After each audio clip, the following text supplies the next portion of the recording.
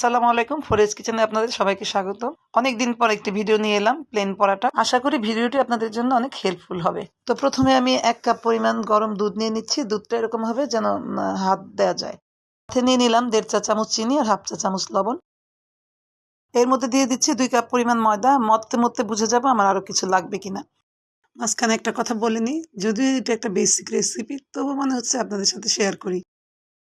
আমি খুব ভালো করে মথে নিয়েছি, যতটুকু আমার প্রয়োজন মনে হয়েছে। মতো হয়ে গেলে শেষে আমি 2 টেবিল চামচ পরিমাণ তেল নিয়ে নিয়েছি। আমার ডোটা খুব সুন্দর তৈরি হয়ে গেছে।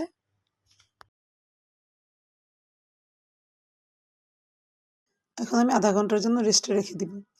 চাইলে এর চেয়ে বেশি রাখা যায়, তাহলে আরো বেশি ভালো হয়। আমার ডোটা রেস্টে রাখা হয়ে গেছে। এখন আমার ডোটা হয়ে গেছে। আমি এখন পুরো ডোটাকে 8টি ভাগে ভাগ করে নিচ্ছি। আমার 8 ভাগ করা হয়ে গেছে। আমি এখন একটু একটু করে রুটি বেলে নিব। আমি আমার মতো করে রুটি বেলে নিচ্ছি। একটু বড় করে বেলে নিচ্ছি, কারণ তেলটা যাতে ভালো করে উপরে ছড়িয়ে দিতে পারি।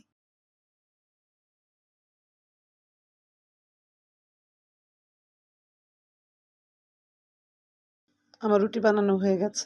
আমি এখন উপরে তেল ছড়িয়ে দিব। একটু বেশি করেই দিচ্ছি।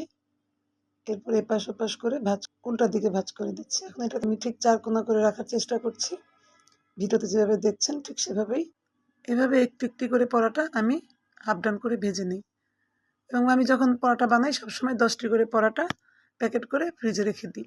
যখন কেউ আসে আমি তা ভেজে পরিবেশন করি। আমার মন চাইলে আমি বাসায় আমরা নাস্তা হিসেবে আবার ভেজে খাই। এভাবে অনেকদিন পর্যন্ত রাখা। আমার পরোটাগুলো দেখতে সত্যি অনেক সুন্দর হয়েছে। আশা করি আপনাদের অনেক ভালো লেগেছে। ভালো হলে লাইক ও শেয়ার, কমেন্ট করবেন। আর ভুল হলে ক্ষমা সুন্দর দৃষ্টিতে দেখবেন। নেক্সট কোনো ভিডিও নিয়ে চলে আসবে ইনশাআল্লাহ। আসসালামু আলাইকুম।